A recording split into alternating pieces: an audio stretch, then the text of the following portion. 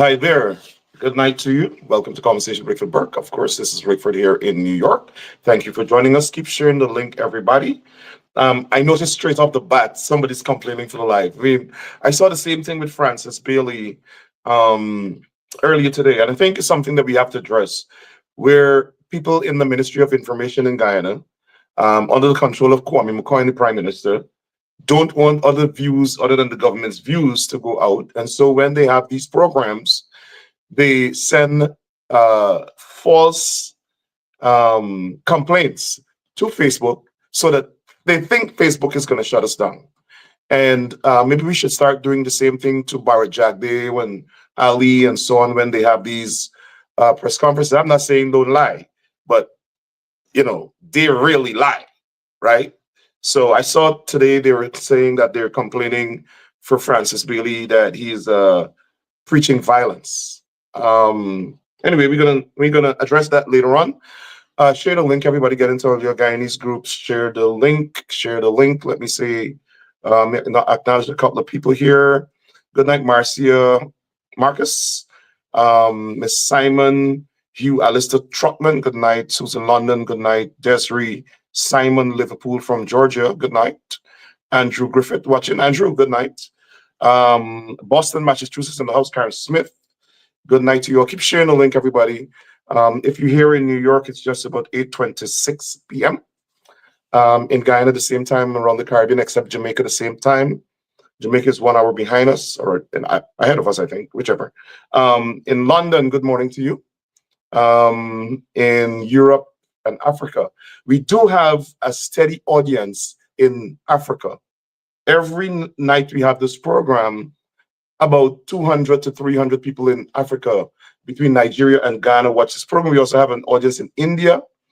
Good night to everybody out in Barbados, Trinidad, Canada, London, New York, Guyana. Those are the top, Georgetown, Guyana. Those are the top cities. Keep sharing the link, everybody. Lots of information to dissect tonight. My guests are Dr. Dexter Studd, attorney at law, and the eminent former assistant commissioner of police of the Ghana Police Force, Paul Slow. And we'll be talking tonight about the abject failures and downright dishonesty in the investigation at all levels, from the police force, from the government. And we're not speculating here. So for those of you who want to come on here and talk about we're criticizing the government, we're doing it with basis, not baseless criticism. And the reason why we need to have this discussion or these discussions is we want to make sure it doesn't happen again. We have a little girl, 11-year-old, who has died, we believe, who has been killed, murdered, and we have to get to the bottom of it. And there are forces within the government and the police force, at least I believe, that are trying to cover this up. Downright, I'm going to be playing, cover it up. We don't know why. We don't know the motives. We don't know if it's deliberate or inadvertent. I happen to think it's not inadvertent. There seems to be a coordinated effort, and we're not sure what is the cause, what is the reason for that. We would want to think people want justice. On the one hand, you have the Vice President, Barrett Jagdeo. They keep Shane Ling talking about justice. And on the other hand, you have the president deliberately misleading the country, saying things that the autopsy did not say. And we'll play all of that information today. And then we had the Minister of Health, who suddenly appeared and had a role. And he attempted to chronicle the events after the body was discovered up until the conclusion of the post-mortem.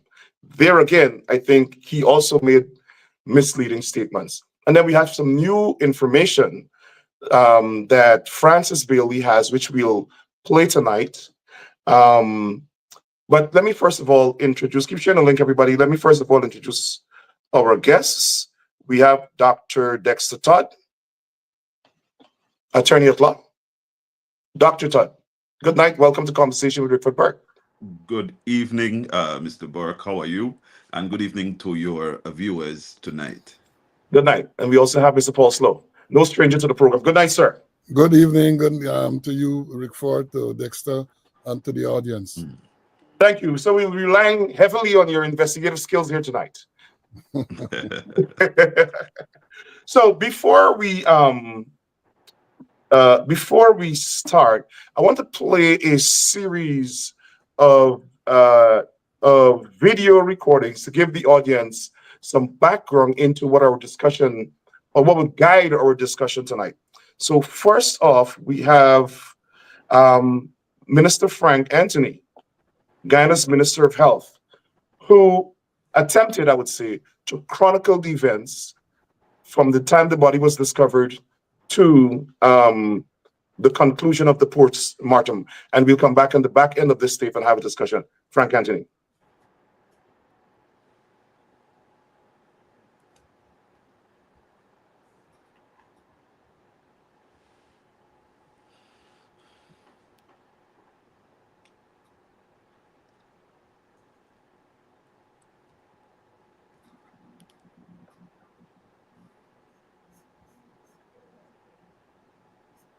Allow me, first of all, to express my deepest condolences to the relatives and friends of Miss Young on her passing.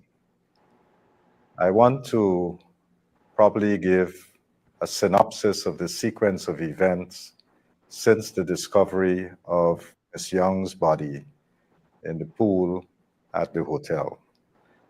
After the body was discovered on the 24th, that body was taken to the Lenora Cottage Hospital, and at the Lenora Cottage Hospital, she was formally pronounced dead before arrival. The doctors there were then able to examine the body, and then the police took custody of the body, and the body was taken to the funeral home at Ezekiel Funeral Home, where the body remained, first of all, at Lenora Cottage Hospital. Once the police took custody, the body was placed in a body bag that was sealed by the police. It was then taken to the funeral home, where it remained until an autopsy was done. That autopsy, as you know, before the autopsy, there was a call both by the family and members of the public for us to have an independent forensic pathologist.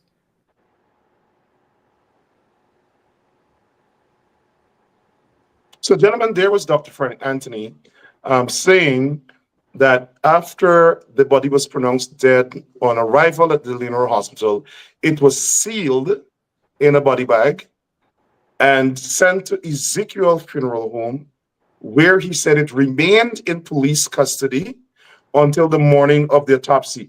Mr. Slow, can you tell us when a body bag is sealed by the police, what does that mean? Well, I don't know that what he says that the police remain, because I think, first of all, I find it strange that you'd have started the sequence of events from then, because it actually did not start then. I also found it strange, I don't know if he misspoke, but I made a note, said the body was formally pronounced dead before arrival. Before arrival. That is what he actually said. I made a note of it because if you play it back, you'll hear that that's exactly what the doctor is saying. I know this thing is so disturbing because Dr. Frank Anthony, days after this child died, can't even call her first name. He refers to Miss Young. Miss Young. That showed some type of disinterest in this whole thing. Now he claims that the body was taken to the Lenora Cottage Hospital, where it was formally pronounced dead. Well, he made, I suppose, is a slip of the tongue. Formally pronounced dead at that stage. Now, then he said the police took possession. But the sequence of events showed that the police took possession from the time the body was discovered at the hotel. It is in a police vehicle. The body was moved from the place where it was discovered to the cottage hospital. So they had possession of that body all that time. And then they moved to Ezekiel Funeral Home, where he said the postmortem was done. Postmortem was not done there. We all know that. The body was removed subsequently from the Ezekiel Funeral Home and taken first to Dr. Balwant Singh Hospital to be x-rayed. or some type of imaging, and then taken to the hospital mortuary for the PM. So even in this, he misspoke there because literally he said it was taken to Balwan, saying he described that process and then he okay, went right. on. Well, maybe I didn't get to hear the entire thing, but I picked up Right. on that. So I thought I'll clarify that. But you know, once the body is taken by the police and taken, I don't know that you can say that the police had custody of the body. Is that a case where the body would have been guarded by the police until such time? Well, exactly. That's the impression he gave, that because he said later on in that broadcast, we don't have time to listen to the entire thing. It's 19 minutes. But later on in there, he said that at all times the body was in the police custody until the autopsy. And now that the autopsy has been done, it was handed over back to the police, sorry, to the family, or handed over to the family, and that the government doesn't know if anything happened to the body. So that's why they were questioning a second autopsy. Now, when he said it was sealed in a bag, I'm getting the impression that a seal means the bag is closed and locked with some sort of police lock that only the police can open. That is never so. The body is placed in the body bag, if they say it's placed in the body bag, and then it's taken to the funeral home in this case. But then the police they actually hand it over to the parlor. The parlor, and that's it. So the bag is zipped up and that's it. There's no lock place on it that you are. There's no lock. Then the next time the police would see the body is when someone go to witness the postmortem examination. So you think that they're being misleading there when they said it was sealed by the police? He's being misleading. He's being disingenuous, because once that body is placed in the bag by whoever, and certainly not the police would have placed it in the bag. I am sure, even though I was not there, I know the process and the protocol. The attendants at the hospital would have placed it in the bag. It would have then been taken from the hospital to Ezekiel. I am not even sure in that process a police would have escorted that body to to Ezekiel funeral home. So the Minister of Health, Dr. Frank Anthony, I think, is trying to mislead people in terms of the sequence of events. And so before I bring in, I think that is deliberate. I think that is deliberate.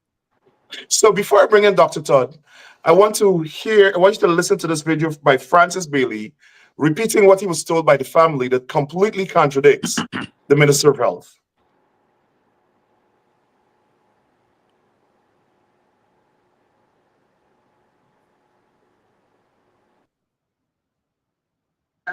Minister Francis is inciting terror. I am not. Let me start by telling you guys I'm calling for peace. I want you to listen to this and contemplate it peacefully. There will be no looting, burning, and hooliganism in Adrinna's name. Okay? But let us consider the facts. So we are told that, you know, everybody is happy with the process. And my understanding is that is not the truth of the matter. So body was stored at Ezekiel. A lot of evidence was not preserved in pristine condition. So the family saw the state forensic pathologist, Dr. Nihal Singh, at Ezekiel funeral parlor. There was so much going on in the day with the autopsy, it seems the lawyer forgot to release a statement about it. But I confirm that the family did bump into the state pathologist that was apparently doing some work on the body the day before the autopsy. So what was he doing, and what was he doing down there? The father would like to know why they had other people looking at the body before the actual people came into the country to do the work. Dr. Todd, take it away. He's saying, and I've confirmed two things. The family went to Ezekiel funeral home the day before the autopsy, and voila, there's Dr. Nihal Singh, the government pathologist who was not involved in this case in any way. He was not contracted in any way by the state or the family to perform this autopsy, but he is there the day before the autopsy is done, observing the body. But the Minister of Health lied to the nation and said at all times this body was in the possession of the police. And it was never interfered with between when it left Lenore Hospital and got to Dr. Balwan Singh Hospital. Dr. Todd. Um, I mean, who better to know than Mr. Sulo in terms of police language? But I was a former police as well, and I can tell you the language that is used when we say the body is in police custody, it simply meant, and it simply means now, I don't think the meaning changed, is that the family does not have access to the body to be able to take it and conduct burial. And so when we say it's handed over to the family, it means that the investigation had been concluded and the body is now ready for burial. And so once it remains a police investigation, I think the language used by the police, and it is if one wants to really examine the language, you'll find that there's no security, so to speak, of the body. Whoever secures that body would be whoever is the security at the parlor. That's it. I don't know Which that is the no police, security at all. yes, I don't know that the police is present and keeps the body on the guard. All But right, that's, which sir, is let a me interject a different. little bit. I know what you're saying is the truth. What the Minister of Health said is completely different from what you're saying. I mean, we could play the entire thing. He was addressing, so the purpose of this address, I surmise, is that he wanted to discredit a second autopsy. And in order to do that, he had to establish the authenticity of the postmortem that was done.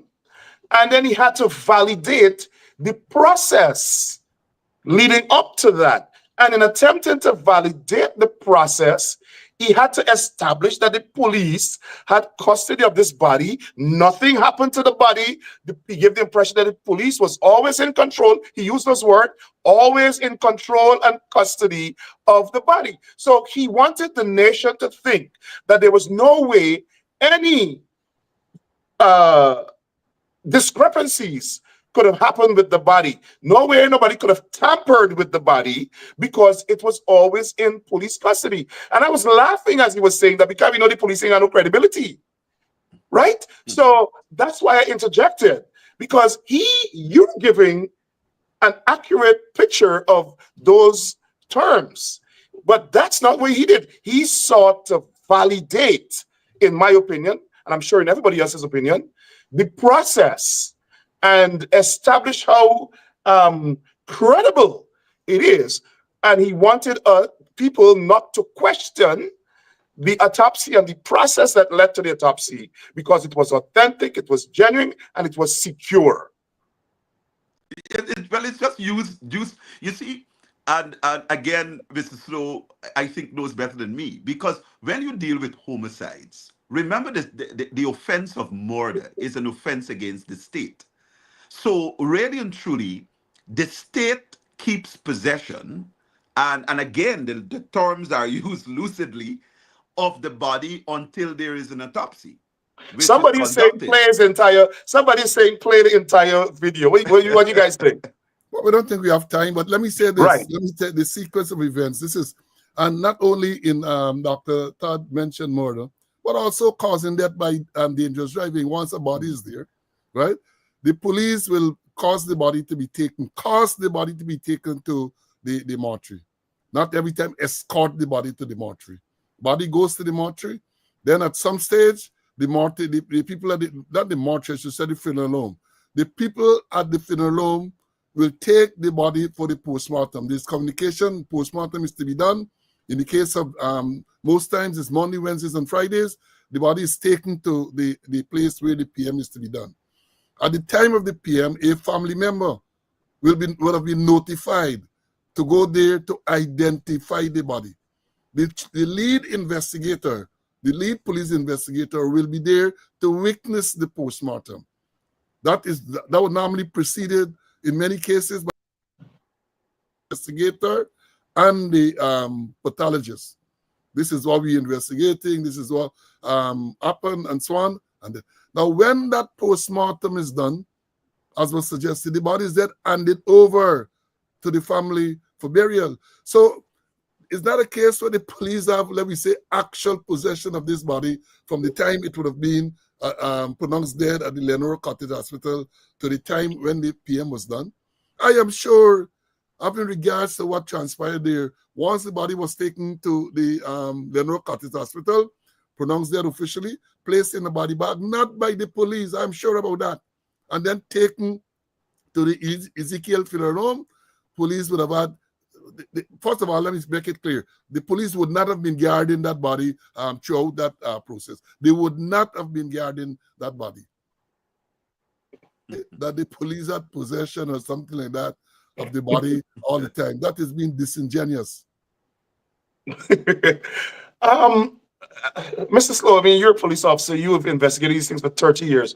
Why it is that everything the police did and the government did in this case, or almost everything, was either a lie or sloppy? But that's a worrying thing, and I've been saying it over and over long before now. It has to do with incompetence. It has to do with corruption, a combination of both. In this case that we're talking about, I am not too sure about the corruption part. Let me be fair to the police. But certainly incompetence to the highest degree. From the time the report was made, it's a series of incompetent actions right through, from the commander and perhaps even at levels above the commander.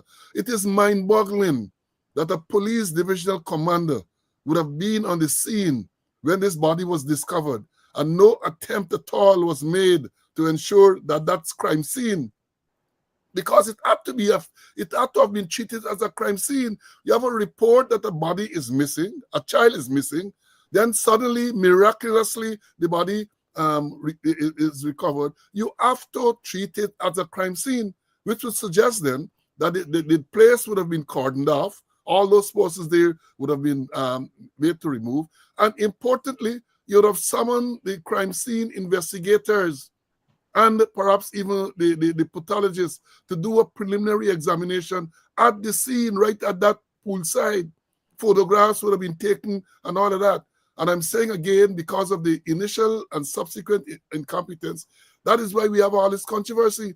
Because if they had gone there, the photographer, the forensic unit photographer, and would have taken out all the photographs and all this type of thing, all the bruises, these things are taken out, close up, bruises. They said they had cut hole in the nose. That would have been taken out too. Even before they moved the body, correct? Even before they moved the body, that is the requirement in an investigation of that nature. That is the requirement. All of those things are done until when the doctor would have been summoned. Let me say this. I have had many cases as a police commander where bodies are found.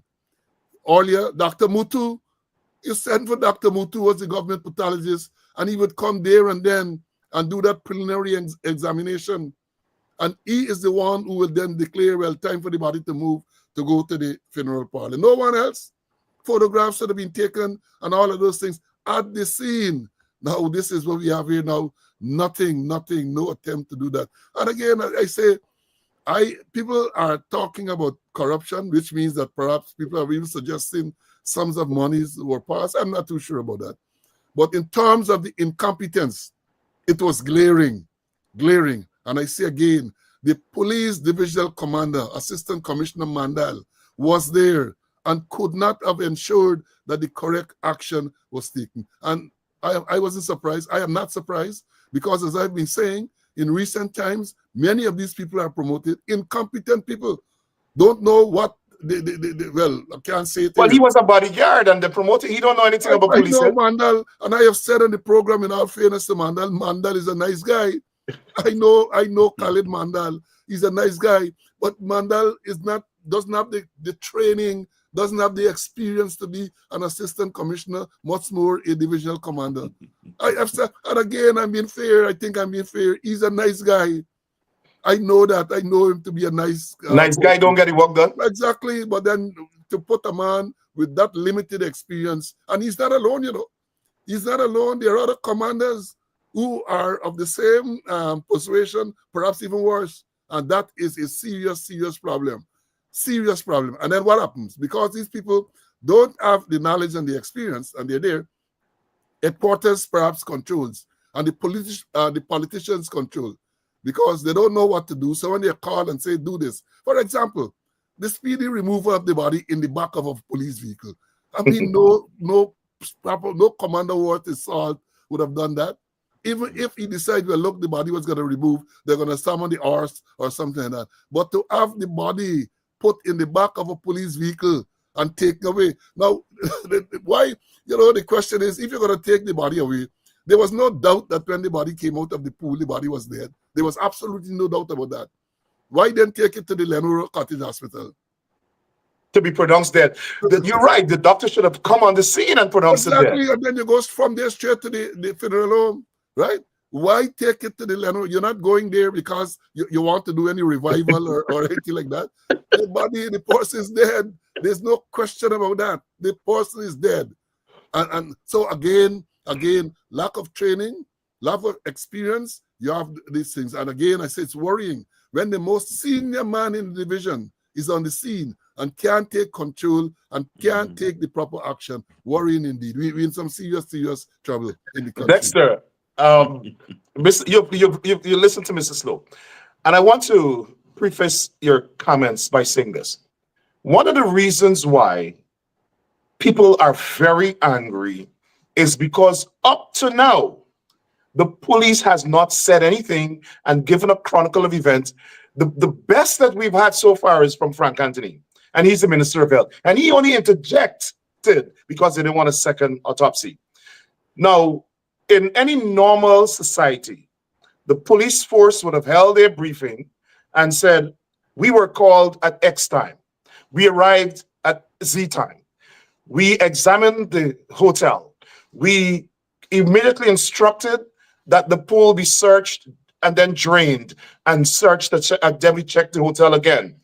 We heard that at the time of her disappearance, there was a pool party. There was a swimming class going on. And once she was announced missing, the instructor searched the pool. We heard the family saying, the father several times saying, we searched this pool 6 times with the police. The police never said anything, what steps were taken, what the investigation discovered so far. They announced that 2 people get dismissed, some civilian man or woman misled straight to a commanding officer. Absolute nonsense. They put out a wanted bulletin for some man, put out an EAB for a car. Totally wrong. The commanding officer, who's an assistant commissioner of police, in the crowd on live TV, showing the mother, this is a video of your daughter. I don't think this is just incompetence.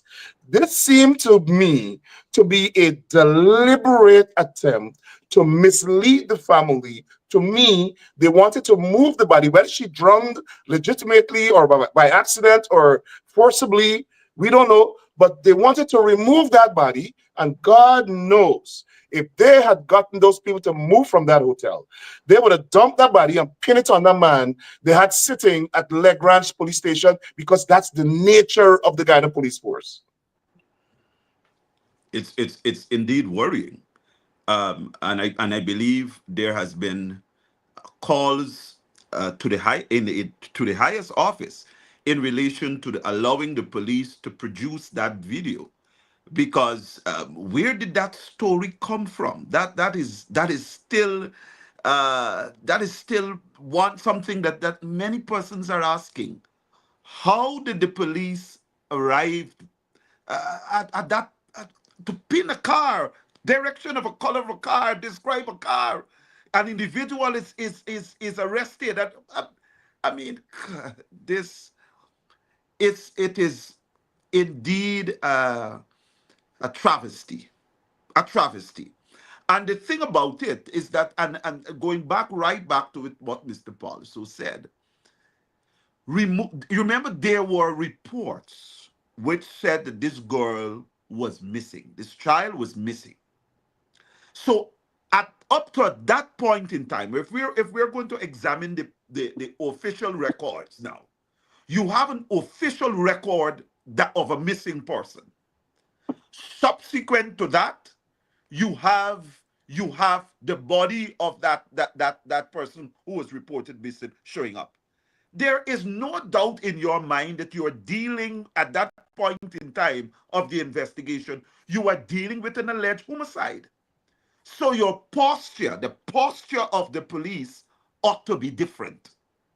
It is not an issue of persons. I know we saw the father out of emotion and being caught up. It is his child, and one can never fault him for jumping into the pool and taking out his precious child.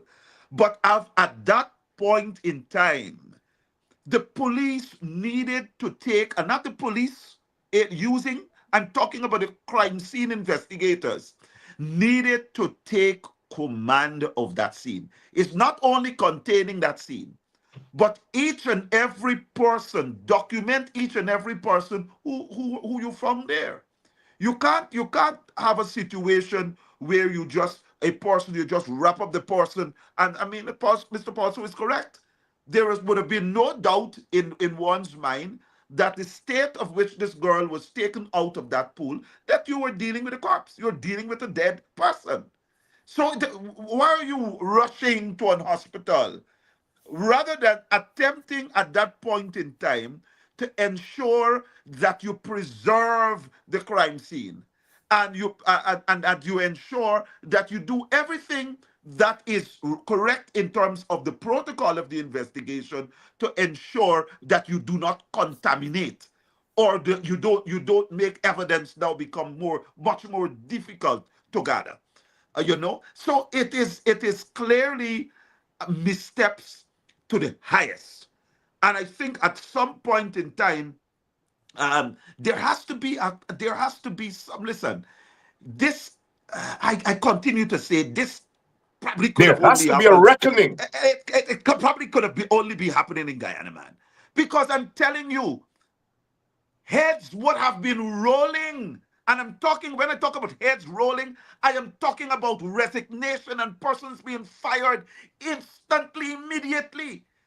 No countries would not have tolerated this high level of mediocrity that we are seeing here. And this is not only a case of Adrinna Young. This is a case this is a pattern of how we have treated criminal investigations from the start. And then when we get to the court, we're all sorts of make-up stories. I continue to say, lots of the evidence that is produced in a court are make-up story. Police are lying. They're coming before the court and they're lying.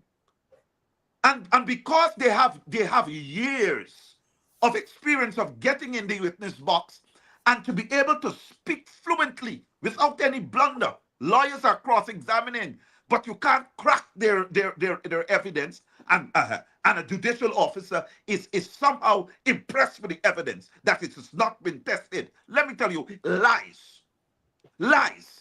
And this is a glaring case of us seeing the beginning and the setup of how the police were going to concoct a story to be able to hide what. And that is part of the problem that has got the world. This is a matter that has gotten recognition globally. And we're seeing the level of incompetence at all different levels. You will never have another investigator, whether it be even from the Caribbean. I know we have been there's been repeated calls for FBI, the FBI and other institutions to come in to do their investigation. But even in the Caribbean, you think that this would have happened in Little Grenada, in Barbados, in Trinidad? It would never have happened. And And this is a time that we ought to put our foot down on this matter. But Because that's lives do why do matter. you think the government seems so comfortable with the incompetence? This is a pathology. This is incompetence. It's so pathologically tragic. It's a part of these people's DNA, and the government seems very happy with it. Oh yes, the police is doing a lovely job. Why do you think it's acceptable? That is because I think we are to be blamed. I am not going to put the blame on anybody. We are to be blamed. As a people of this country, we have sat down too long and we have allowed this to be going on and on and on, repeated going on. We're never united to be able to stand up and say enough is enough. And so that is why this matter is very careful. You go back to the Madia fire. Look how they treated that alleged crime scene. You had an entire matter come before the court. All your statements, not one statement from a forensic expert. Not one. Not one. You're relying again on he said and she said. Listen, we have to demand better. Better service from the Guyana police force. Better service from our leaders in this country. Because our lives have got great value. And this is about the value of our citizens here we're playing with. And so we do not want a situation where every misstep, everything that could have gone wrong, went wrong in this investigation. Everything. And still there is silence from the police force. Still there's silence. Not a word. Not a word. And I was saying, I started to say something, but the mic was muted. You asked the question why about the government and the police. I alluded to it earlier. You put incompetent people in position, and therefore, when something like this happens, they don't know what to do, and then you have control. You can tell them, well, do this and do this or do that, and they can't question. They can't question because they do not know better. And this is what happens in many cases. Incompetence, and because of their incompetence, they have political control over those forces. None of them can say, well, look, sorry, this is not what should be done. And they can refer to the relevant laws, refer to the relevant standing orders, and say this is not what it should be. No, once they're told to do something, they're going to do it. And then people are going to try to cover them, and they're going to justify the wrong action. That is why you find in this particular case, is some civilian now gave out this wrong information. Now let me accept, for argument's sake, that a civilian gave out this wrong description of the car and so on. What happened to the checks and balances? You have a But Mr. Slow, the people at the command center is disputing that. The very day the statement was issued, someone from the command center sent me a comment that said it's a lie. They said it was a civilian who made a mistake. And this is what the person from the command center said. That civilian, any civilian in the command center, is supervised by a corporal, a sergeant, and then an assistant commissioner of police, an assistant superintendent or a deputy superintendent. And the director of the center is a lieutenant colonel from the GDF. And before any information is disseminated, it has to go up the ranks straight to the director. Exactly. So you mean to tell me a civilian mislead a corporal, a sergeant, an assistant superintendent, a deputy superintendent, and a lieutenant colonel? No, even let's say as they are trying to tell us the civilian input some wrong date. Wait, somebody didn't come to say, well, let me see what this thing is. You're saying that this child went into this car. Let me have a look to see if you're correct, so I can confirm what you're saying. No type of control? But Mr. So that is a lie, because the man in his interview, I played his interview last week, the man said he did not go on the West Coast for 1 week. But the police statement said it was a mistake from data from 2 days before. The man said he was not on the West Coast for 1 entire week. Yeah, I remember that. And the sad thing is that I have said to that gentleman, not directly, but he says that he is practice the Islam faith. He's a Muslim. I tell him he should make sure that he prays and he prays and he prays as often as he can, because if that body had been removed as I suspected that he attempted to do, he could have found himself in With a murder charge, trouble, yes. serious trouble, right? Serious trouble. Because it was already there. They started off by arresting him in the morning, 6 o'clock, the Thursday morning. They tell him it's some hit and run accident. Then it morphed from that to an abduction. And well, if you are accused of abducting a particular person and that person is subsequently found dead, you know what is it? Your goose cook. That's right. That is the reality. Your goose cook. If you accused of abducting a child, and then sometime after that child is found dead, is a murder charge. And even after the child was found dead, they refused to release it. They'll keep the man in custody until the afternoon.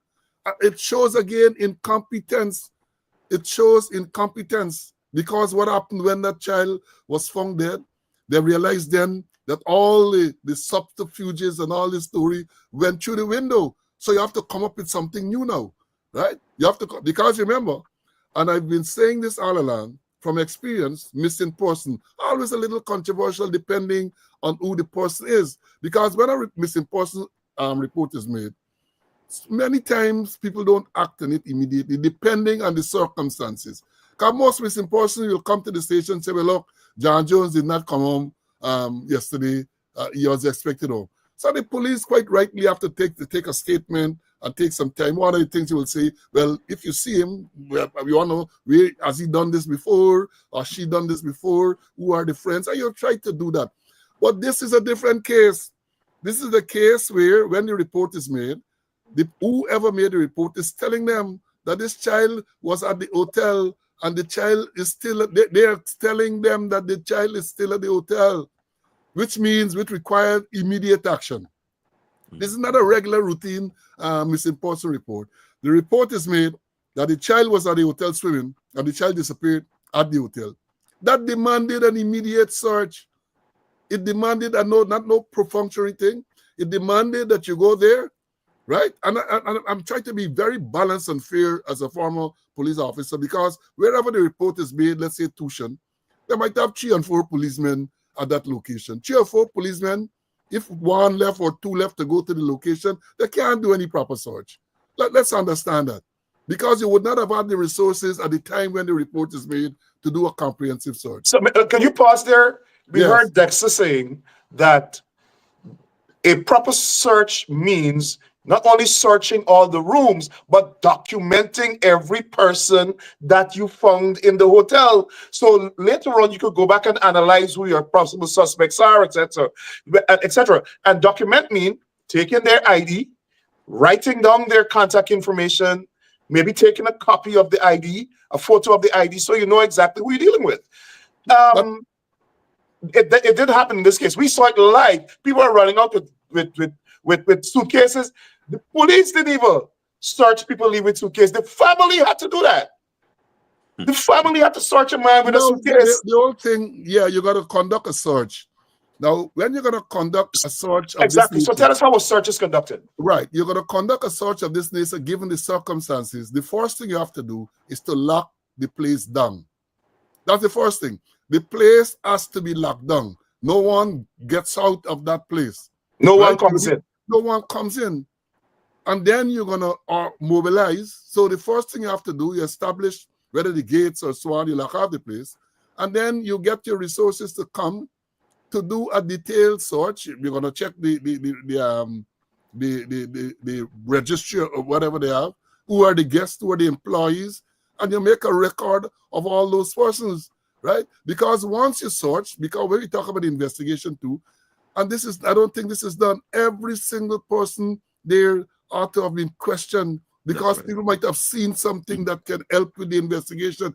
Whether it's a cleaner, whether it's a janitor, whether it's a desk clerk, whether it's a bellboy, everything, whether it's a chef, every single person you have to question. I don't know that they do that. And I'm saying again, to be fair to them, the resources that would have been there immediately might not have been sufficient to do all of this. But very shortly thereafter, the commander get involved. You have got to pull your resources together. And while you're pulling the resources from within the division and without the division, the place is kept locked down and nobody moves. Nobody can come and tell you get plane to catch and all of that. These have no consequence at But this Mr. stage. Slow, we saw exactly what their priorities were. They did not mobilize human resource to search or to conduct an investigation, but they immediately mobilized resources to shoot the people burning tires on the road, burning tires But no, on the road. again, let me say this. Let me say this. Even before we get to that, it has been alleged that the resources that they mobilized early was more to protect the The hotel. was more designed to protect rather than to search to find this child, right? And that is where things perhaps. Well, that's what happens when you're rich, right? And you have access to the police and the government and the president and the ministers. And I want to say this, I want to direct this question to you. The misinformation did not only come from the police. The misinformation came from the president. And this is why we think it was a concerted effort, to me, a coordinated effort by the government to lie to the nation. Now, let's hear the president give in his comments after the autopsy. Now, they did not allow the pathologists to give the report. The Minister of Health didn't give the report.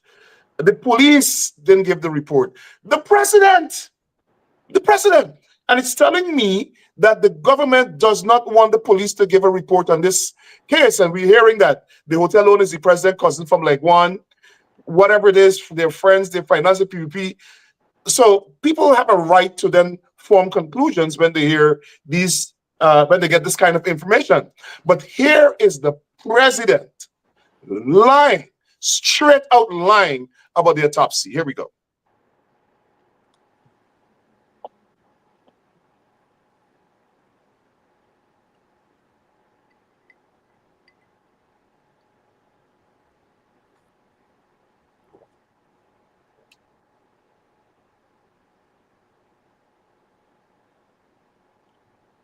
Followed by disposal of the body in water.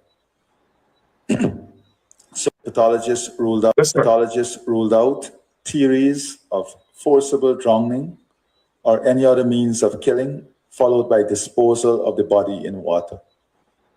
So pathologists ruled out theories of forcible drowning or any other means of killing, followed by disposal of the body in water. There's the president of the country saying the pathologist ruled out that this girl was killed. She was not killed by forcible drowning, and she was not killed at all, and her body was not placed in the water. That's what the president's saying. And the pathologist did not say that. So to me, the president's speech was geared at telling the nation this investigation has ended. Dr. Todd. That it's quite unfortunate. Many of us who worked in the police circle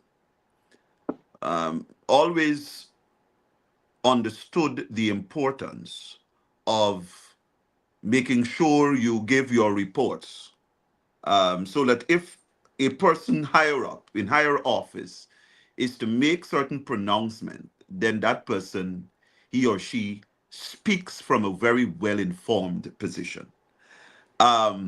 So if that is the case, where a report or a statement was given to such a high office with such information, then it's quite unfortunate, because that is not what happened.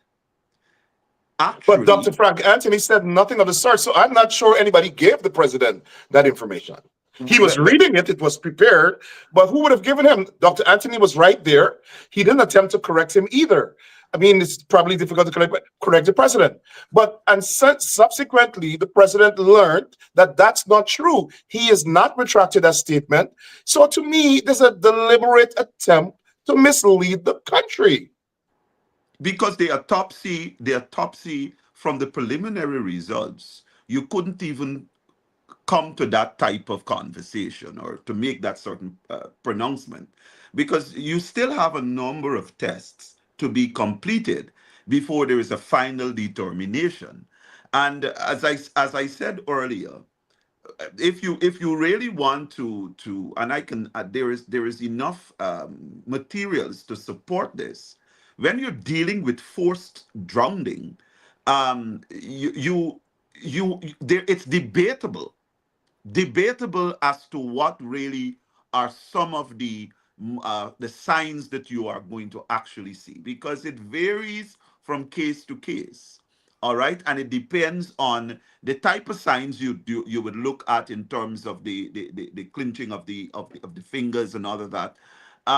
You may not find if the person actually was restrained before that person was plunged into water. And then remember, the person doesn't have to be in water to drown. It doesn't have to be in the whole head has no. There a cup of water, a spoon of water. Pour it up your nostrils and Once into your lungs to that's kill you. right. Once you are, and that is why we say it's asphyxia, because once you're unable to breathe, to inhale oxygen and to exhale oxygen, for a short space of time, science has shown that you can die.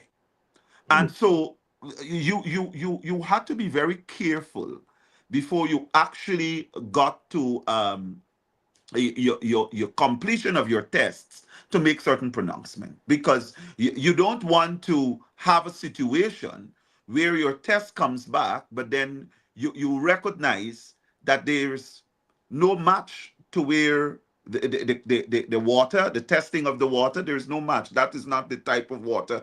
Do you find that there was some form of other instrument that you can, or not really instrument, but you find that there was something else that leads you to expand. So you remember even the autopsy, because of the position of the body, the decomposition of the body, there were certain examination that you couldn't even complete.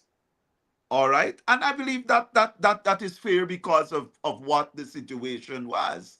Therefore, you may very well have a situation where you have more than one causes that you may want to explore.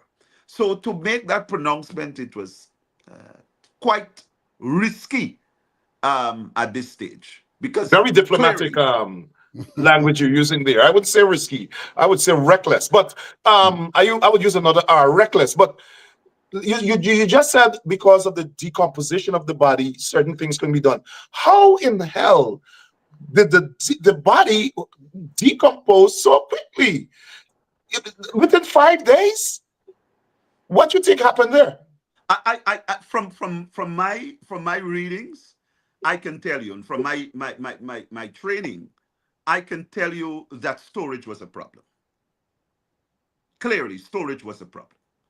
And whether that is and clearly that is something I think the investigators may want to look at as well, because is this the normal storage temperature used at Ezekiel's funeral home, or was this young girl deliberately placed in a temperature that she ought not to have been placed in for examination? It raises so many red flags that I really believe that it requires some examination and consideration, because the state from which we saw from videos to what was described at the autopsy, I myself was kind of surprised how it got to that stage.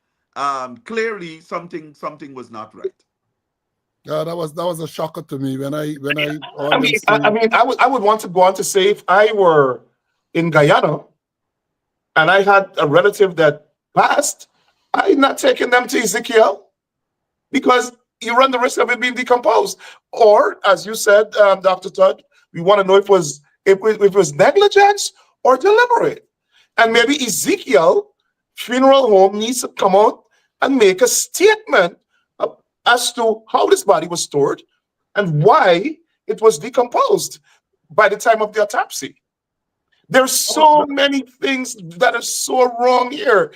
And this poor family is looking for answers. You got the president talking nonsense. You got the minister of health talking nonsense. You got the police commissioner issuing statements about everything else, but nothing about the investigation that gives people confidence that they can investigate a homicide competently. Now, Mr. Sloan, let me move on to. Yeah, let me say Go this ahead, go before we ahead. move on. I think that was one of the shocking things when I learned they're saying that the body was in such an advanced state of decomposition that certain tests could not have been done. I was shocked. I was shocked because this body was recovered Thursday morning and they're doing a PM on Monday, and to see that in those couple of days, the body is properly stored, there's no way it can decompose at that rate. So therefore, that ought to be investigated as well. Now, in terms of the statement made by the president, I've been saying this all along. Because of the vacuum created, there's not a word from the commissioner. There's not a word from the crime chief. They are the ones who should have been speaking about these things. But no, they have not said anything. Perhaps they have been instructed not to say anything. And then the president makes this ridiculous statement, right? That no forcible, whatever word he used. The autopsy, as far as He we know. didn't only say that. He ruled out that she was killed. Yeah, well, and many times I say, let the politicians, the PPP politicians talk, because more they talk, more they contradict themselves. It's just a few days before the vice president said it was a murder. He's there and what he says is a murder. And they jump out and they make these statements without the professionals guiding them, and then it comes back to on them, right? Because you ought not to make certain statements. You have to couch your language very carefully.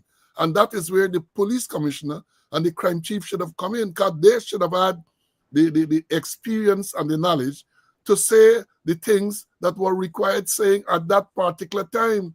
You don't jump to any conclusion. The test, the toxicology test and all these things have not been completed. And you can say that. And one of the problems I have with the whole thing is because after the postmortem examination, the pathologists were the ones who should be there facing the media and answering questions. They claim, I think they claim that, look, the environment caused them to be a little concerned. Well, go to a safe environment. Go to a safe environment and make the statement, because questions are going to be asked and you're going to be able to answer them properly. I would think so. But then when you have the father relating to the public, oh, they say she drunk, that is what outraged people, because people had assumed that they were saying that she drunk in the pool, and people were saying, no way she drunk in the pool. But if the competent people had given a proper explanation, right? This is just one stage. We have to do toxicology tests. We have to do another test. The reaction might not have been what it was. There was so much that went wrong. You mentioned that and I've heard other persons talking, including the attorneys, talking about this, that the pathologists were concerned for their safety. While they're inside, they're hearing gunshots outside. You could see Dr. Collins was visibly concerned when they were escorting them from the mortuary to the resource center to meet with the family. You had the police in the Georgetown Hospital compound shooting live rounds and pellets at protesters in the hospital compound, where you got patients in the next building, and stray bullets could go in there and kill a nurse, kill a patient, kill an orderly. I mean, have you ever seen any police department so reckless? Well, I don't even know you can refer to those people in the compound there as protesters. A lot of curious people. And I said, if you do crowd psychology, as I did, the teaching is that in a situation like that, you call them to leave. And a lot of the curious people who are there would have left, without a doubt. Many of them were, as we say in Guyana, they're just fast. They want to be around, you know? They're just fast. And therefore, when you tell them leave, they would have left. And then maybe use some other technique to get the others out of there. But they went and they started to shoot. Police ranks who were there messaged me, called me, because they had to run for their life. They were working in the compound. And when the shots started to fire, the police ranks, call Oh my me God. to say this is what is going on. They claim But that the TSU and ranks you just short you of see Deputy Commissioner McBean, who they're using to quell issues in the African Guyanese community. Mm. And the man was shocked when when he came out and said they're shooting. He's like, who's shooting? He said, well, I haven't been briefed on that. The man didn't even know. He is there. He is in control, supposedly, right? And he didn't know that somebody gave the order to shoot. And he's asking, who's shooting, where they're shooting? And he's going to see, and the police shooting. Travis Chase had to tell him, Chief, don't go. indiscriminately, not only shooting indiscriminately, firing rounds like if it's Baghdad or somewhere like that. I mean, it's terrible. Afghanistan. I was looking at this thing live, and I couldn't believe my eyes. I couldn't believe. As I say again, I spent years at the TSU. I was the officer in charge of the TSU. I have had many encounters with protesters. But what I saw there was a disorganized bunch of policemen, so much so that when they got down there early in the day, they formed a line across, that was Middle Street, and the journalists have to question the police, why are you allowing people to pass here? Because people were walking freely, even though they were there. It was craziness. It was madness, right? No proper control. You couldn't discern who was in charge, if anybody at all was in charge. It just looked like a motley collection of policemen armed with shotgun. So much so that at one stage the thing was so laughable. One or two of the protesters managed to get one get of the the shield. Yes, it's a whole comedy. They get the shield, and obviously they were firing rubber bullets or swan, and the men shielding Oh behind my God. this thing. The man shielded and pelted them with bottles. Serious. The thing was serious, but that when you see these things as serious as it was, you can't help laughing because it's a whole comedy show. But you know what? You know what? And this is a good segue into the psychology. When I saw those people stand up to the police, not because they wanted to, I'm sure they may have been mischief makers, but the majority of the people there wanted answers. They were angry that a little 11-year-old girl died, and the police tried to cover it up. And the government was involved was complicit in the cover-up, either inadvertently or directly. And they wanted answers. And they saw the police shooting at them because they're demanding answers. That's how they saw it. And to me, in that moment, Guyana transformed to Gaza, where you would see those Palestinians stand up to bullets and throw back stones in response because they want answers. They want their humanity to be respected. And that's how I saw it. The Guyana police force created a new Guyana with this incident. They created a new Guyana. They badgered the people, shot them because they were there demanding answers. And I'm telling you, from now, it's not going to be ever tolerated. What happened here, and we could see the reaction in the future. What is going to happen? And instead of creating some sort of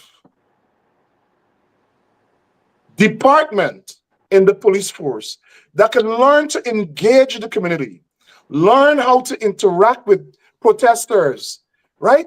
The government's policy is shoot to kill. Shoot to kill. Shoot them, kill them, shoot them. That's how we end this thing. Shoot them.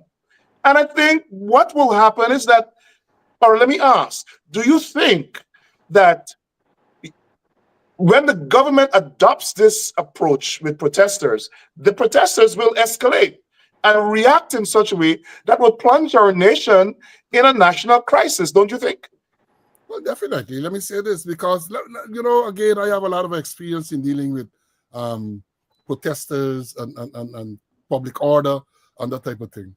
And I recall when 2008, you had the Lusitnan massacre. I was at operations then. I remember that Saturday morning when the news, Bromel was the commander at the time, called me, and we had an emergency meeting on the thing. And some people, including the then Commissioner Green, because people came out on the road, they blocked the East Coast Road in the Lusitnan area, burning tires, and it was confusion. They wanted to go and for send the riot police and to dispose those people. And I stood up with my GDF counterpart. I'm not going to call his name. I said, that will not happen. These people are out there because many of their children and relatives and villagers died. And you're going to tell me that you're going to go there now and use force to get it? No, I say we have to exercise maximum restraint at this stage. Maximum restraint, even though they have blocked the road, they're burning tires, you have to, given the circumstances. I said the same thing should have happened in Linden. Maximum restraint, right? But what you have now, you have people who, again, perhaps not properly trained and just taking political directions. So they get them off the road, go and remove them. And the only thing they know, and it's not only in cases like this, I have been saying repeatedly over the past few years that it is time that the policemen, for their own protection and not protection of civilians, be armed with less than lethal weapons, right? Taser, pepper spray. We have seen encounters with policemen and civilians where if they were properly trained and properly equipped, those things would have been brought under control very quickly. Look at the last killing in Maikoni. If you had taser and that type of thing, there would have been no need for them to fire lethal weapon and kill the two men and all of that. So it's and lie about it. The force has no integrity. Lie about it. Right. But as you're on that point, what do you make of the fact that the commanding officer went to Linden and the same thing happened, and up to now he's still there? No, but that people, look, let me say this. The commanding officer there, Simon, I think it is unfortunate because he's one of the more competent officers. I say that without any fear of contradiction. The night when that boy was killed, Peters was killed, I think he did everything correct. He came out, he spoke to the people and so on. He engaged them. That is what is required of the commander at the time. Things went south the following day. I don't know what instructions he got. So again, I say it should have been the plan to exercise maximum restraint because you ought to have anticipated that the following day, people are going to come and people are going to protest. And what I saw there, the people came out, a little fire, which wasn't disrupting any. And they started shooting people. Like, and they start to advance. So I'm wondering, why are they advancing? Is that a case where a fire truck was there and perhaps they're advancing to the fire truck to put out that little fire? They aggravated, they escalated that situation by advancing and start shooting. Again, video cameras there. And when the people, Travis was there, they start shooting. What were they shooting at? Even if people were pelting bottles at you, you can't go just shooting just like that. No attempt to warn them to disperse. No reading of the Riot Proclamation, nothing at all. It's just trigger happy people just shooting without any proper leadership and direction. And in addition to that, this is why I've criticized him so heavily. He's the commanding officer. The buck stops there. And then it stops at the commissioner. Now, even though they killed that Keon Fujini, the people then went and blocked the bridge as a result of that. He knows the history of that bridge and the people of Linden.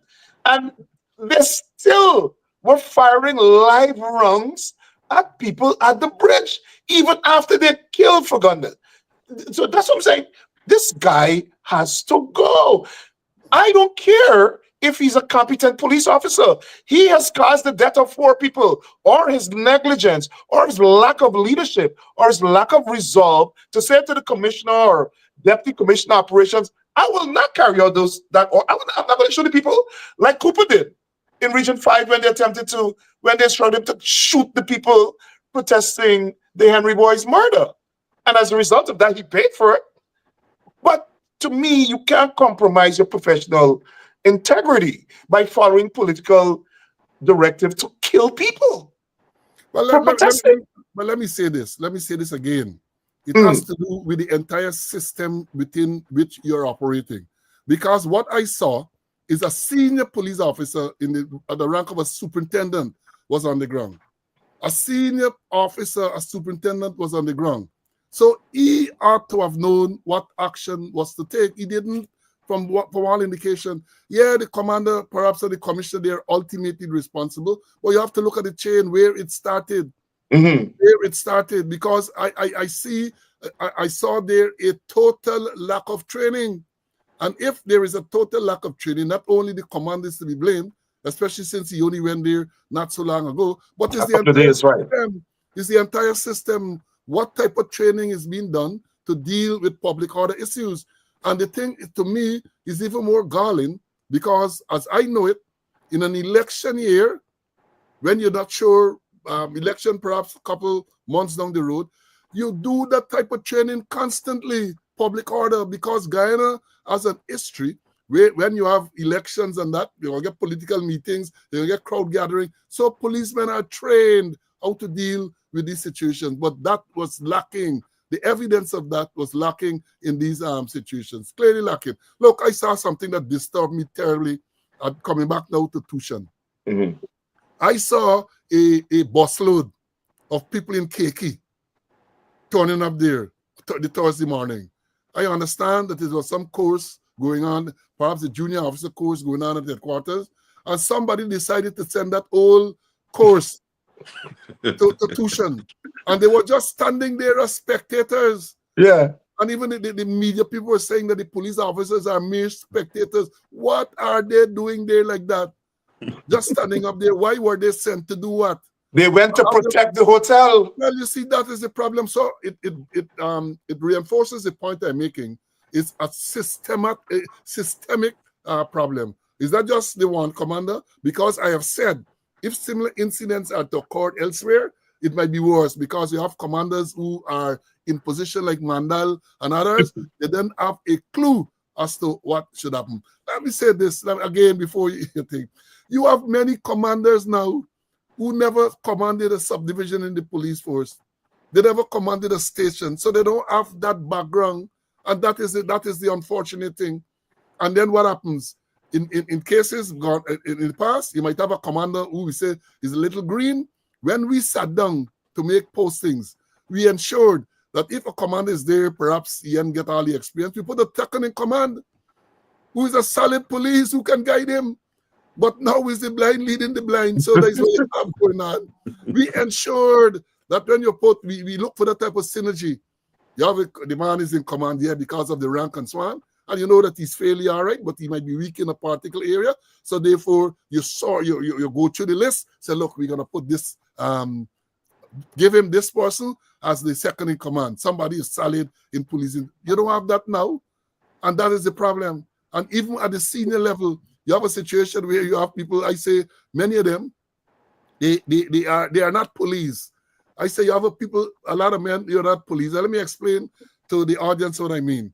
When I was a young sergeant at the TSU, we used to say that you have people who are sergeants and you have people who wear 3 stripes, right? A man wearing 3 stripes, we say you're not a sergeant. In other words, to be a sergeant, you have to know the work properly. So we have a situation now where a lot of people wearing police clothes, but they're not policemen. And that is part of the problem. They're political hacks placed in the police force. They're just there. They use a term in the police force. I don't know if they still use it. I learned this around 2018. They are debbies. They just deb out. That's what the younger ranks would before. They just deb out. They're agents of the state. They're there to spy. And it is sad because this thing, as was indicated earlier, this has gone all over the Caribbean and further field. In the US, you see demonstrations. In England, you see, well, not demonstrations, you see vigils and people calling for justice. Not only that, but you see a number of international celebrities now. You have Sprague Benz, you have Spice, and I'm sure it's going to catch on. Dr. Ton, let me come to you. So we see the police, to me, and the government's, the posture suggests that protesting is illegal. Protesting is illegal. You could get killed for it in Guyana. It's a death sentence. Now you have the government catching these young men, these black boys, and some women protesting for justice. All that they have done, I'm not talking about people looting. I'm talking about people who were in the protest. No justice, no peace. They're saying that's terrorism. And they're charging these people with terrorism. But I did not see them charging the people at Bad Settlement that run the police with guns and cutlass with terrorism. The police force didn't charge them with anything. And so I'm wondering now if, and I'm going to make a very bold statement, People are saying that this has nothing to do with race. To me, it has everything to do with race. Because I know if that was somebody from the PPP, child, we want to be having this discussion tonight. So you have a police force and a government labeling hundreds of protesters, most of whom are African Guyanese, as terrorists, as an intimidation tactic to tell the people, don't protest. Don't protest. Don't come up against the state because we're going to kill you or jail you for terrorism.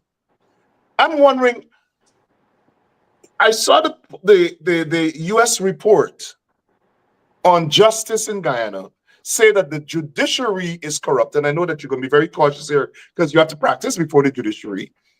But how on earth is the judiciary upholding this nonsense of charging protesters with terrorism and remanding them, keeping them in jail for terrorism?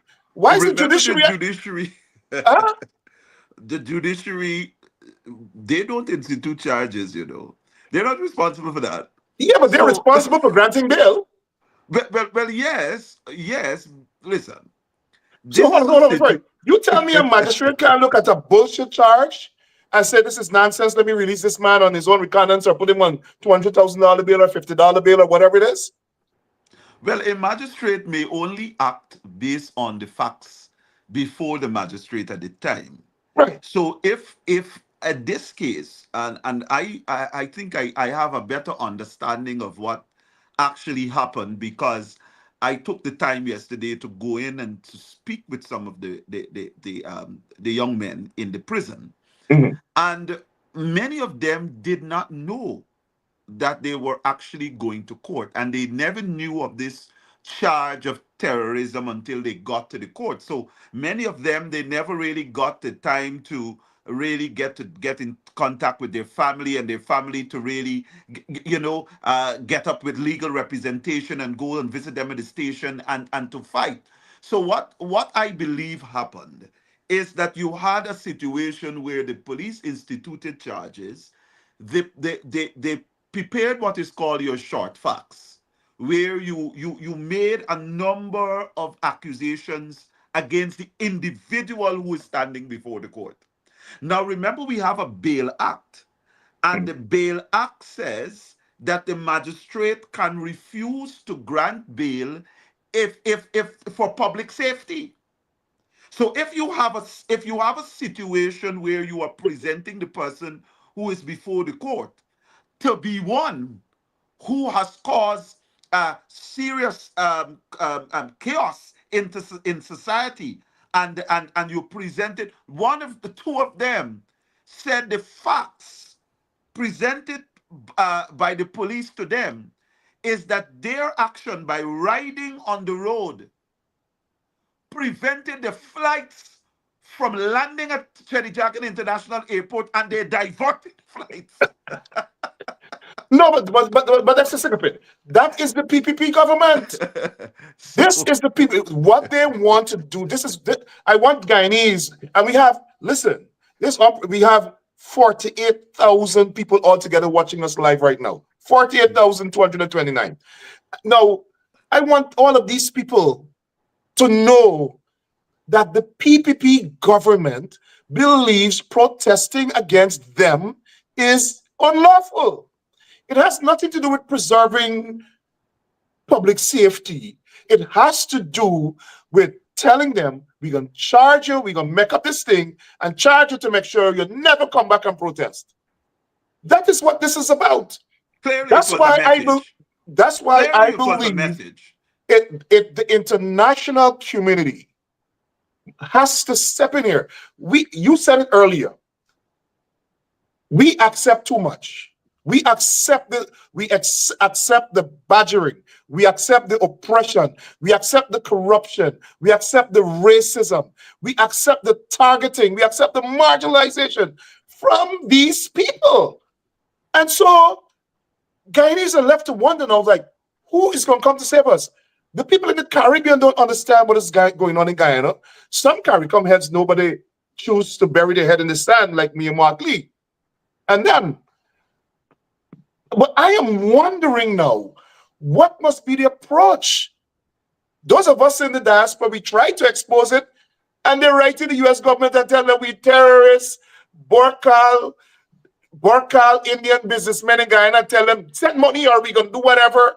They make these things up. Now the country can see what we're talking about because they make up a thing about this man who they say adopt the girl, completely made up. They're making up terrorism charges against these young men and women. They make it up against me and Melly Mel. These people should not be in power because they abuse the power of government. Now they're using the coercive arms of the state to put a man in jail for 15 years because he protested the police corruption in a homicide. It is chilling. And then you have the attorney general, who's a criminal, in my opinion, defending it, involving himself in a process that the Constitution does not give him a role. It's the police, the judiciary, and the director of public prosecution. But the attorney general is involved talking about this process or these people are terrorists. And to me, what they're saying is them black people out there, them young black men and so on who protesting, they're terrorists. It's almost like a white supremacy. And it offends me as an African Guyanese. It offends me that them people though, who sit down in the office in government can look at black people like us and call us terrorists because we're saying we want justice. Dexter, go ahead. Sorry, I had to offend. I understand that, but as an attorney, I want to clearly state, I don't know, to the best of my knowledge, that the government institutes any charge. So I am not saying, clearly, I am not saying that the government charged anyone. Well, the police state instituted the charge. The police represents the state, right? Right, but the Good. police instituted those charges. I am not saying that the police, they were, of course, instructed. But in this case, hold on a second, Pin. Let me push back on that because the attorney general is out there defending it. Well, so obviously, the instruction came from the government. But go ahead. Well, the instruction, listen, how it ought to work is the police, a report is made, the police investigate, then in a serious matter like this, the police ought to prepare a file, completed investigation, send that file for legal advice to the Director of Public Prosecutions. The Director of Public Prosecution must then recommend, from what the facts you presented here, recommend a charge. I can bet my last dollar that no investigation was completed in relation to these young men. No file was sent to the Director of Public Prosecution to receive advice. The police wrote up jackets, wrote short facts. Some of the facts in the matter do not relate to the individual who was before the court. But at the stage of bail, you remember the court at that stage, the court that is not the time in the proceedings for you to bring your evidence. For the entire day, I've had people calling. Some employers are calling and I'm telling you, Mr. Burke, reputable persons in society who are calling and said, listen to me, I have the video that person works with me. That person works in a company associated with somebody. We have the video to show that the person who's sitting in jail was at work from this time to that time. What time he came off? Let me tell you something. Some of the facts presented to the court do not match the people who are incarcerated there. I form the opinion that the police instituted these charges against innocent men to play psychological games on others in society, so that if you were thinking that you were going to come out and demonstrate for justice, think again. So that was a way of shutting down any type of peaceful protest. Because look at the people in Quinton Bacchus. That's what I'm saying. these things are not, they're not new, you know. This tactic has been used before. Look at the people in Quinton Bacchus. Quinton Bacchus The protest when protest, they were yes, calling for on Golden Grove, justice. yes, on East Coast Road, Look how yeah. many of them are before the court. They are before the court for same acts of terrorism. We have And can I started that ask you, matter. what is the ethnicity of those people in before the courts? Well, of course, they're all of African descent. We have one of mixed of mixed race. But the issue is, and I cannot avoid. I know I can't go in much in the case, but you have the police who now come before the court who are giving their evidence, and clearly not one of them, they describe persons in the protest as hundreds of people.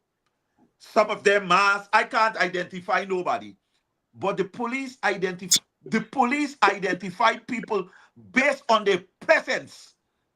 So that even look, Mr. also talked about just now about people who, and that's a part of our Guyanese thing. We just, some of us just fast, so we're inquisitive. We want to find out. So that even if people were there and they were just watching on, one person who was charged was couldn't go to work because the roads were blocked. So they decided they're going to stand up and watch on what is going on.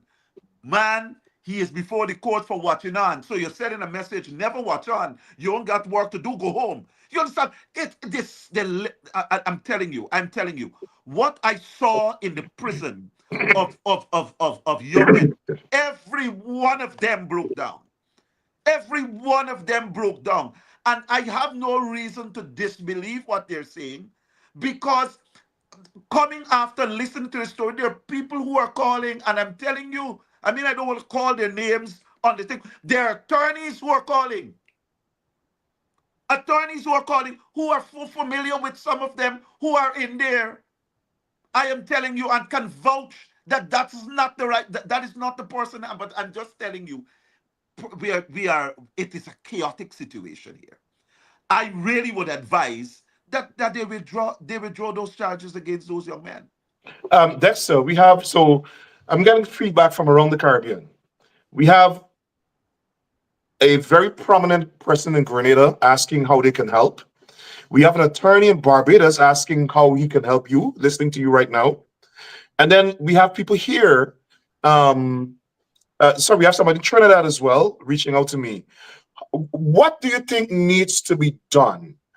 And how can we harness the resources from people in the international community and in the region to help push back against, one, the injustice done to this young lady? She was murdered.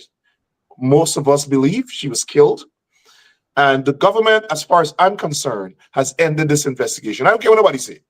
The president is not doing anything. The police is not doing anything to give confidence that there's an investigation going. The president said she ended the autopsy ruled out forcible drowning and any other form of killing and placed in the pool.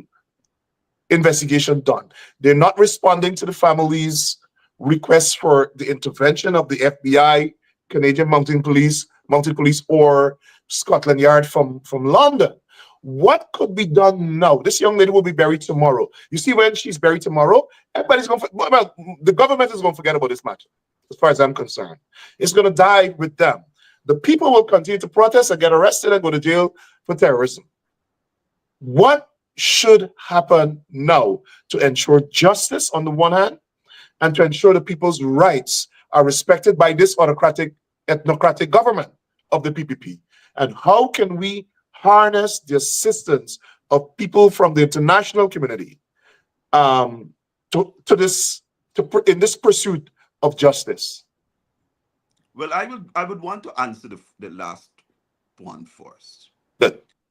If persons, and I would think, I call on all bar associations from around the Caribbean and around the world to join with us here. I know that there have been a number of attorneys who have begun mobilizing themselves as of today to have a very strong group in which we will go and represent these the innocent young men who are in prison, because really and truly, that is a very bad charge. When you charge someone with acts of terrorism or terrorism, it's you could imagine what you're doing to that person and how you're staining that person from even developing and going on a further field. Who would want to accept you in their And even country? flying internationally. Yes, and you were once what? Charged, accused of terrorist acts. It's, I mean, listen, we had attempts made by the parliament to define this whole act of terrorism. And I believe clearly it was ruled out. Things like burning of roads and protesting and blocking of roads and so on, those are not considered as terrorist acts. No, it's not. And so there are alternative charges that if you have evidence that persons, I believe, riotous behavior, destruction of damage to property, if you want, if they're saying that some of them broke into the stores and so on, you charge them for larceny, whatever. But they are alternative than the extreme terrorism charges. Listen, in no part of the world charges of terrorism has been pitched on people like how this, you hundreds of people, terrorists. The way Guyana is moving, the International Criminal Court cannot keep up because they don't have as many terrorist charges as we have in Guyana. We listen to me, we are making our country a laughing stock. It's the fastest growing economy in the world. We are embarrassed. We are embarrassed. We are calling the most trivial things acts of terrorism. And people seem to believe that this is just an ordinary day and it should go on. We should all, as citizens of this country, be outraged. And we should do everything in our powers to ensure that that particular section and provision of the law is never misused the way it's misused now. But it's misused only targeting black people. We have to say it. People think that when you say these things, you're racist. I don't care if they call me racist. I'm a black man, and I will continue to defend everybody. But I'll particularly stand up for black people. And I will speak out against them targeting us. This government is directly, deliberately targeting those black men with terrorism charge because they want to destroy their lives. Let us say it. And I don't, tomorrow, Bart and them will curse me out. I don't really care. The Attorney General wrote the USA government say I committed acts of terrorism in Guyana. Why? Because I criticizing he. Right? Everything is a terrorist. It is an innate racist tendency. They would not charge an Indian or an Amerindian person with terrorism if they go and block the road. They're charging black people with it because they have no respect for us. This Sir Brian Young, the young lady's Adrinna's father, said his driver was charged with terrorism. His driver. Why? He was in the hospital compound with Sir Brian. So he's charged with terrorism. It is unbelievable. Mr. Slow, as a police officer, have you ever seen anything like this where these people are charging people protesting with terrorism? And what do you think should be done to deter it, number one? And number two, how do we bring attention to this issue in the international community? We know the political opposition is failing us. They should be the one writing and civil society and the religious community. Everybody is failing these people seeking justice right across the board because they're intimidated by the government. How could we overcome the intimidation? How can we get our young people to be assured that when they protest for the greater good of the community and the society, they will not be charged with terrorism and labeled and blocked from flying out the country? How can we do it? How can we, what do we say to these young people?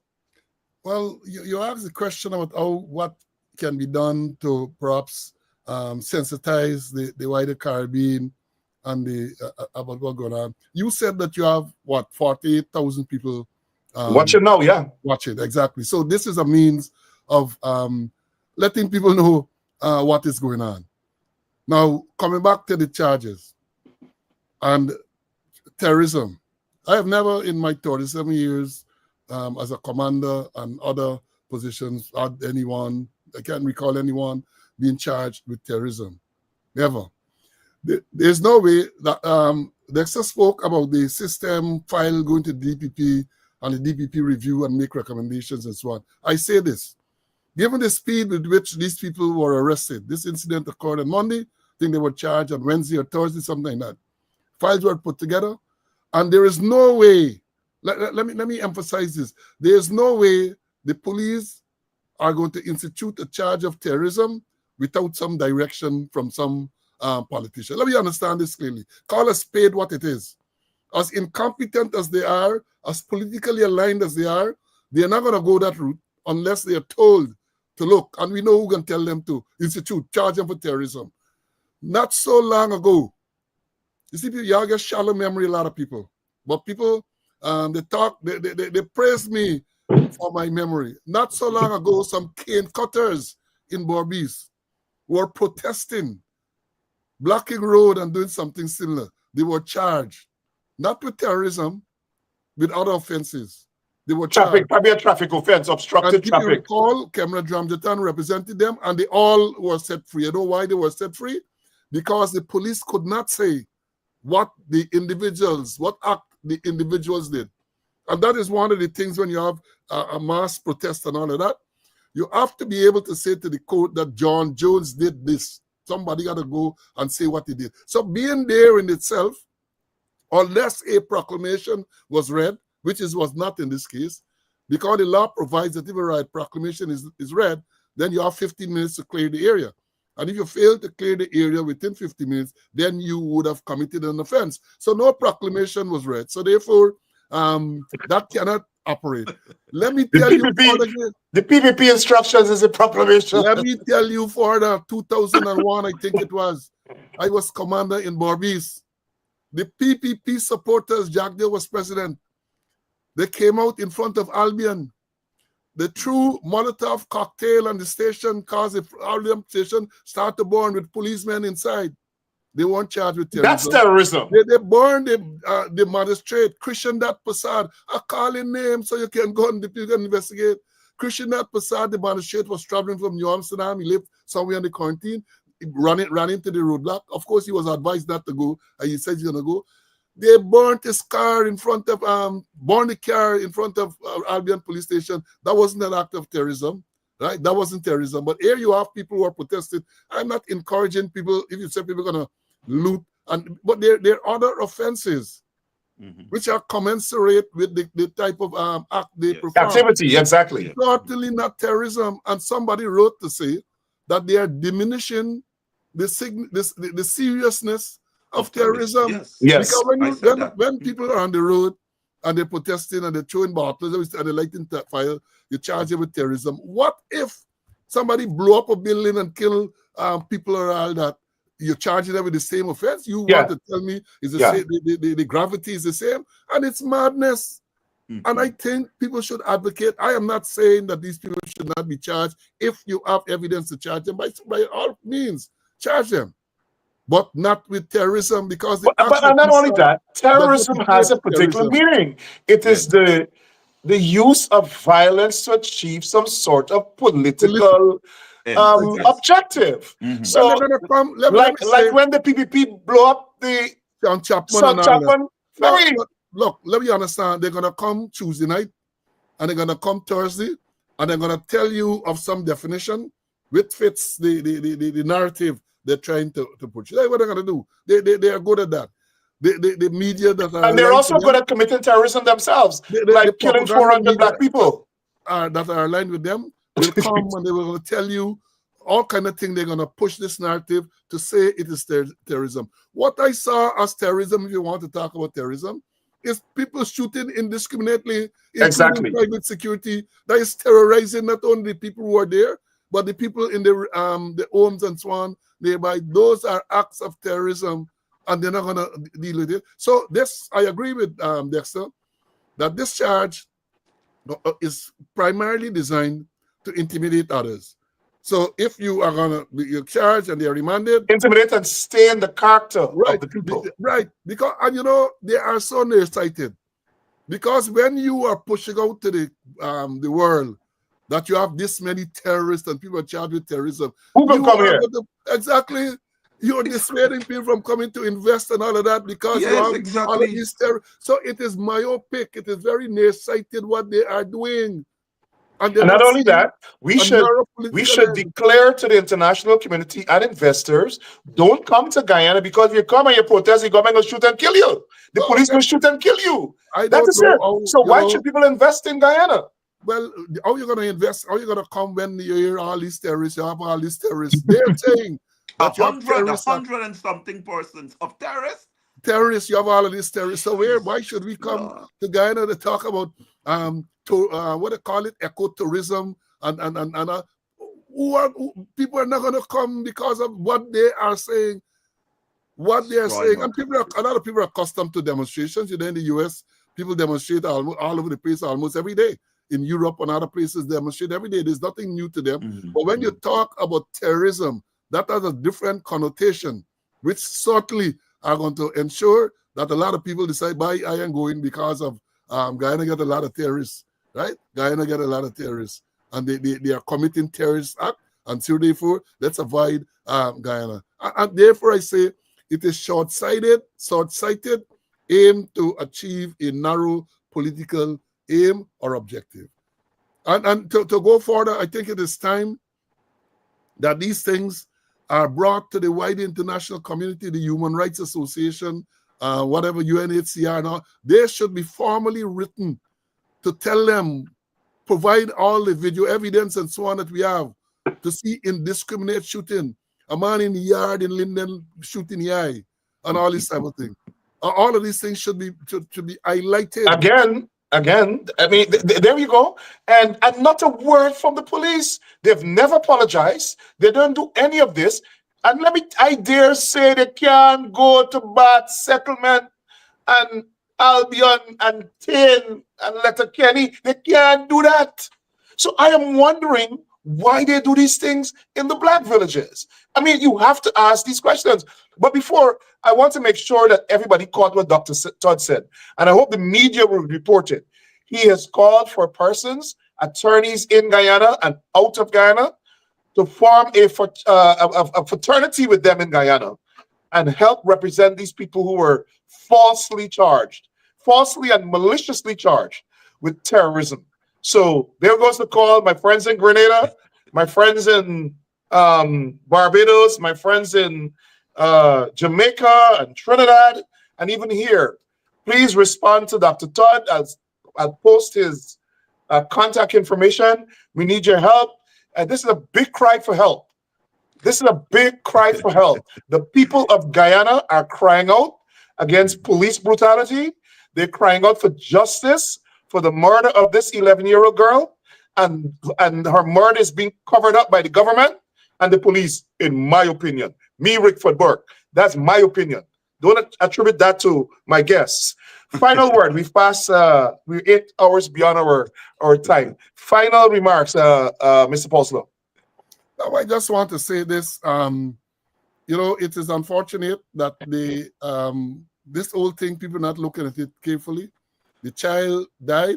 I have no doubt that it is a crime committed, a homicide. The police handling of this matter caused, in my view again, caused it to escalate because they never treated it initially with the type of seriousness it deserved. And had they done so, this child might have been alive. Then they came with false statements. So they compound this whole thing. They compound the whole thing. The autopsy was done. I think it is my view again that the release of the information was badly handled because the pathologist should have ensured that they gave the information and field questions so that explanations could have been had. If that was done, I don't believe the matter would have escalated. Now, once the people came out and they started to protest, even pelting the police, there is what we call the use of minimum force.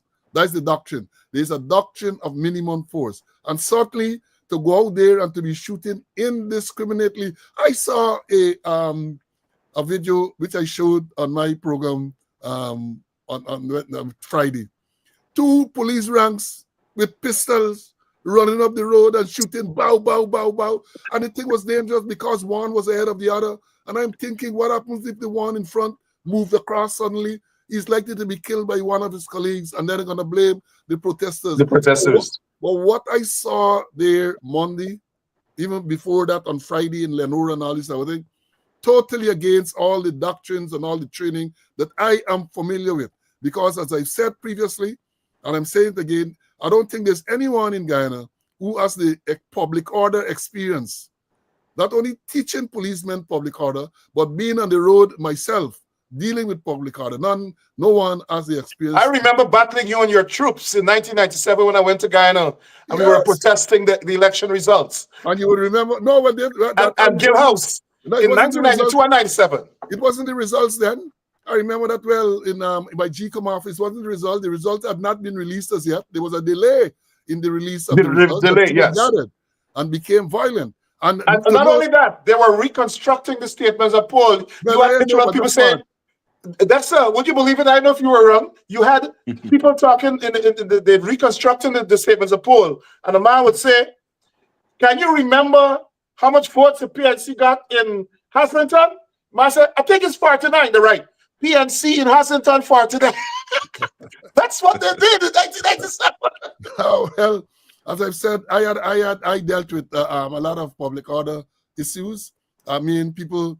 I was vilified in some cases for that, but you would recall in reflection, people see the type of professional action that was taken compared to what we see now, Wild West arrangement. So I want to say, I don't think it's too late for the police to review what they did and to come to the realization that they acted inappropriately and to plan. So do you think there needs to be a commission of inquiry international? Certainly. International. At some stage to see the death and all that took place thereafter, because I have said that I don't think the police have the competence, they don't have the credibility to conduct any in the investigation that is so necessary to bring closure to this entire thing. And you know, some people talk about the FBI, and people say one of the reasons why you want an organization like the FBI is because they have the forensic capability, even with what has happened, to still unearth evidence that can link people to crime. And that is what you want. We don't have it nowhere in the Caribbean. We don't have it in Guyana. We don't have the type of forensic, apart from the... Even if you burn up evidence here, the FBI can still find something. Exactly. The people can come and can find evidence, and that is what you want. So I am saying again, protest is a lawful thing. Legal, there's nothing wrong with protesting. When people get to the stage, if they become violent, yes, police have to take action. But even when you take action, there's a protocol to be followed. And none of that was done on Monday and before that and after. So I would urge that they review what they have done. We can't remember again, I say, I was in charge of the TSU during the 1992 elections. I was in charge of operations in the police force for a number of years. So I think apart from being a commander and a policeman for 37 years, I think I should have said too that I had the good fortune of being trained at the FBI Academy in Quantico, Virginia. I also had training at the Police Staff College in the UK, and that training in the UK included public order training. So I think I'm qualified to speak on this issue. Thank you very much. Thanks for coming on. Dr. Todd. Yes, I want to say that it seems to be what we can consider as a dark cloud or fear, which has crippled our nation. And our children who are very fearful of of the fact of going certain places and what is the possibility of what can happen to them. We need to restore some form of confidence in the citizenry of this country. And one of the ways of doing that is for there to be some form of restoration of confidence in the service, in the police force, who is mandated by law to serve and to protect. It will mean that some of the persons who sit in various offices must go. They must go. They have demonstrated clearly that they're incompetent and cannot manage a very noble organization, which many of us have passed through, to be able to protect the citizenry of this country. Secondly, this nonsensical behavior of just instituting terrorist charges left, right, and center of over close to 100 persons, we must put a stop to that level of embarrassment. Level of embarrassment. Some of the cases, if not all of the cases, before the International Criminal Court in relation to terrorist acts have been investigated for years. Detailed investigation. Now, this is the first time, and I'm telling you this, because even when I was doing my PhD in which I majored in terrorism and counterterrorism, where we studied psychology of terrorists, etc. This is completely an embarrassment of what we're seeing. Persons who are accused of lighting tires and wood on the road and so on, you are considered a terrorist. This is very, very, very serious. And I personally do not take this lightly. I was born here and I love my people, I love my country. And it is an embarrassment that we as a people have to be reading news of this type of thing with persons, 12 or 40, close to 100 persons are charged with terrorism. Because under these circumstances, it is embarrassment and we must put a stop to it. So I call and command all voices to be raised. I'm encouraged today, I'm encouraged by the amount of lawyers who are prepared to join hands, join forces, and allow us to put a stop to this nonsense that is going on. We have to stand strong as a people. This here that has happened in this particular case is not an isolated matter. It has been going on for a long time. This is what we are saying. Enough is enough. Enough is enough. So it's not only an issue of law here. It is an issue that we need to look at all the loopholes. We need to look at all the system in which the police have embarked and been using for a long time in investigations. Last year, last year or the year before, I offered the police force. I personally signed a letter and invited participants from the police force to be sent to be trained by some of the forensic experts that I brought in from Africa. Not one of them supported it. Not one of them supported it. Not one of them supported it.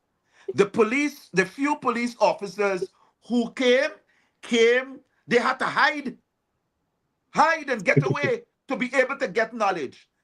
It was at that point that I recognized that we are in serious trouble in this country. I completed my forensic training in Ghana, and I said to myself, the wealth of knowledge that I was able to receive, I couldn't keep this to myself. And I pleaded with the organizers and the trainers who are recognized around the world to come to Guyana and give us here an opportunity to have that knowledge. And they agreed. They agreed. But when they came, no support. The people who are doing the work, none of them were in the class. None of them were in the class. Maybe you should have And brought so them in from India. It is the problem that we are having now. The problem we are having now is because of the fact that they have gotten comfortable with this level of mediocrity. We can no longer accept this. The entire investigation, from how they handled the investigation from a forensic standpoint, was horrible, ridiculous, unacceptable.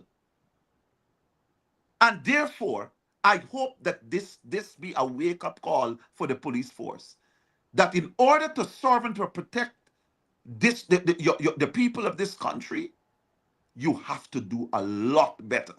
A lot better. And I hope the call will remain until we see changes in the system. It's a systematic problem. Changes in the system. Thank you very much. Wow. Very, very, very interesting program. Very, lot of knowledge, a lot of information. We have to keep this fire for justice burning. Thank you guys for everything that you're doing to contribute to the cause and this campaign for justice. And excuse me, I want to say to the listeners and the people of Guyana, I'm so proud. I see people from the Caribbean being proud of Guyanese for standing up. And in spite of those in power calling the people terrorists, the people in the Caribbean respect them as human rights activists. And I think, and this is my wrap up, I think there is something fundamentally wrong with the psychology of the people in government, the people in the PPP. Number one is, regardless of their outreach to the Black community, I don't think they respect Black people. Two, in order for there to be change, to me, in the police force, we got to change the government. The government deliberately wants the police force to be seen as a force that's terrorizing Africans in Guyana because they want them to be fearful of the government. And the police implements their supremacist policies, right? You can't protest against us. You can't speak out against us. And then they go into the international community and talk these lofty things about democracy. So for those non-Guyanese watching, I want to declare that there's no democracy in Guyana. You see your protest, they charge you with terrorism. I don't even think you get charged with terrorism for protesting in Russia. But these people, and I call them these people because I think they're inhumane. The way they've treated this family. I saw Adrian Young's family standing in the compound of Georgetown Hospital while the autopsy is being performed in the rain. The man had to sit on the dirty compound, the floor, the ground. The man sit on the ground, and nobody in government, nobody at the public hospital have the decency and the humanity to escort those people in a waiting room. I don't care if they don't want to go. This is where you'll wait and meet the pathologist after the process. That's how we do it in a humane society. Those people are inhumane. And the only way to change the direction of Guyana is to get rid of the PPP government. And so all those people out in the Caribbean who are now becoming aware of the atrocities, the lack of injustice, the campaign to label our young African men as terrorists by people like Anil Nanlal and Jack Dale. And I know they'll come and say, but Burke and Todd and Slow are defending rioters and looters. No, we're not defending that.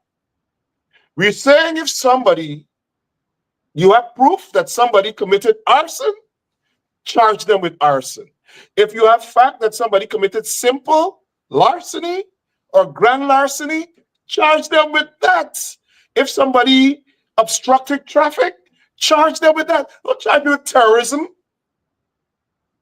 And the other thing too is the international community responds to what a government say. So they're abusing their position as a government to lie and say, well, Paul Slow or Rickford Burke is this and that and that. And when a government speaks, the rest of the world expect a government to tell the truth. We're facing a situation in another country where you have people in government, a very prominent government in the world, lie. And so the entire world has now lost confidence and trust in that government. When the PPP does this, the world must not have confidence and trust in them. When they go to these international forums, they should be shamed. They should be exposed. And we have a campaign coming up, an election coming up. And the best response is to vote them out of office. And I dare say, if those people vote them out of office, and the government that comes into office don't charge all of these people for all sorts of crimes that they committed, then we ain't worth nothing. We ain't worth nothing. So the people in Guyana, the politicians in the opposition, get your act together. Present a vision to the nation so that the people can have confidence that the opposition can form an alternate government and vote these people out of power because they're the terrorists. Thank you, everybody, for watching. It has been a wonderful, wonderful program. And we'll have another edition of Conversation with Rickford Burke on Tuesday night, Tuesday coming. And I want to invite, after the funeral, I want to invite Mr. Todd and Mrs. Slow back for us to do a rounded analysis, a comprehensive analysis of everything that's gone on here. Because I don't think we should discuss certain things while the family is still preparing to bury their dead. But after that, we should go through everything. Documents that people sent to us, video recordings that we have, including clips of in the autopsy, people speaking out now who witnessed the autopsy saying a different thing. I understand Dr. Singh told the family something else that he suspected. So we have to discuss all of this. And so I want to invite you guys back. Maybe next Sunday. All right. Thank you, Rickford. Thank you so much. Thank you so much. Good night, everybody. Thanks for watching. And I hope you have a great new week ahead.